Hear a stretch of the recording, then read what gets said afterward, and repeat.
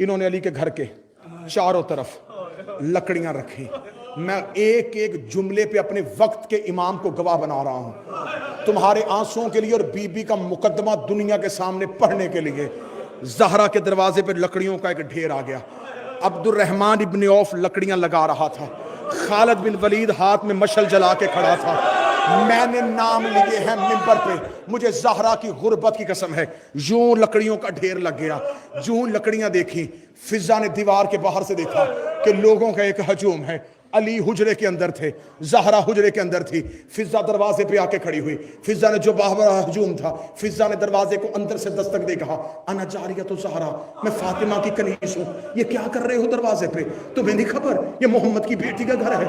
تمہیں نہیں خبر یہ وحی کے مالکوں کا گھر ہے؟ تمہیں نہیں خبر یہ قرآن کے وارثوں کا گھر ہے؟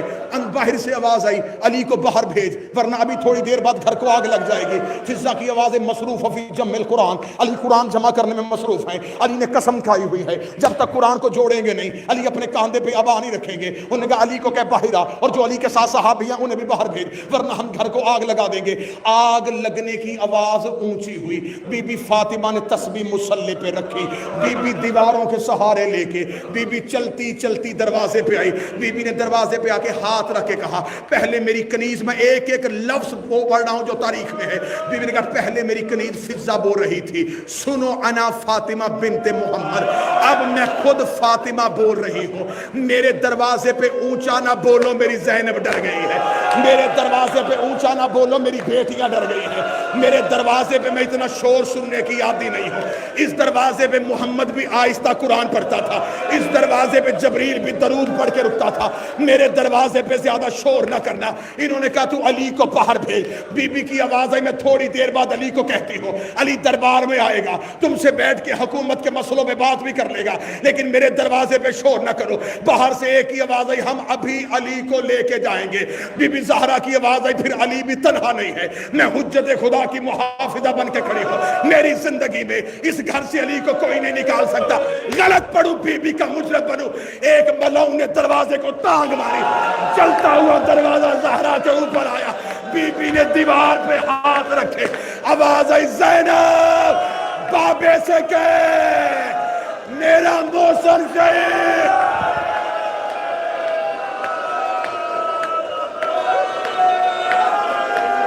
حوصلہ حوصلہ حوصلہ حوصلہ. شہادت نہیں, صرف دروازہ پڑھنے لگا, صرف دروازہ. 2 یا 3 منٹ اور سننا. اب میں رکا کیوں تھا؟ سانس لینے کے لیے نہیں. اس سے اگلی روایت پڑھوں نا, یا میرا جگر پھٹ جائے یا یہاں پہ کوئی مومن مر جائے. اب میں یہ معافی مانگ کے کیسے گزرے میں نہیں پڑھ سکتا.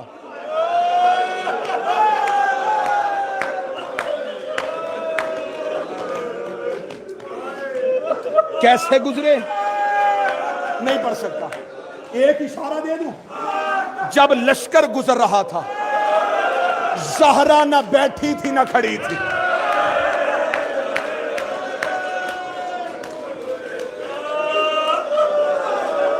ہجوم علی کے گھر کے اندر آیا. کون سا گھر جہاں کبھی ملک بھی نہیں گزرا, اس گھر کے اندر ہجوم پھر رہا تھا. کوئی اس حجرے میں, کوئی اس حجرے میں, کوئی علی کے گھر کی چھت پہ چلے گئے. تمہیں ڈر سے جا کر بتاتے ہیں صرف دروازہ جلا. یہ قرآن سر پہ رکھ کے کہہ رہا ہوں, انہوں نے محمد کی بیٹی کی چھت گرا دی. انہوں نے جب محمد کی بیٹی کی چھت گرائی ہے, زہرا نے تطہیر والی چادر کا پلو کھولا, کبھی زینب کو چھپائے, کبھی کلثوم کو چھپائے, کبھی حسن کو بچائے, کبھی حسین. جاؤ دعائے سنمی قریش پڑھنا. علی کہتے لعنت ہو ان پہ جنہوں نے خانہ نبوت کی چھت کو پھاڑ ڈالا, جنہوں نے خانہ نبوت کی دیواروں کو گرا دیا. انہوں نے صرف دروازہ نہیں جلایا, انہوں نے محمد کی بیٹی کی چھت گرانی شروع کی. اب بی بی کی حالت کیا تھی؟ آخری ایک جملہ پڑھنے لگا ہوں, یہاں برداشت کرنا. آخری جملہ, یہاں تک صرف پہلو زخمی تھا. پہلو, چہرہ, اس لمحے تک بی بی کا صرف پہلو زخمی تھا.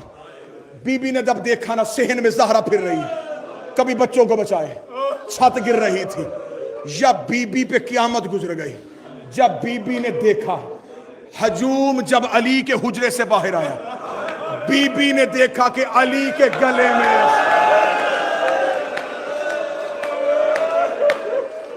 حوصلہ حوصلہ حوصلہ, اب کوئی سید بیٹھا ایک جملے کے لیے, جو زہرا کی اولاد بیٹھے ماتمی, مجھے ایک جملہ معاف کر دینا, میں نے دروازہ چپ کر کے پڑھ دیا تھا, اب یہاں مجھے جملہ معاف کر دینا. ساری زندگی علماء اور ذاکرین اور خطبہ نے تمہیں بتایا کہ بی بی دائیں ہاتھ سے تسبیح نہیں پڑھتی تھی. ان کے سروں پہ قرآن رکھ کے پوچھو, پہلو بایاں زخمی تھا, تسبیح دائیں ہاتھ سے کیوں نہیں پڑھتی تھی؟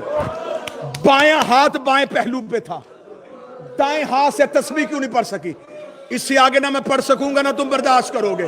میں نہ شہادت پڑھوں گا نہ جنازہ, نہ کفن پڑھوں گا نہ جنت البقیع کی قبر. یہاں تک جملہ برداشت کر لینا.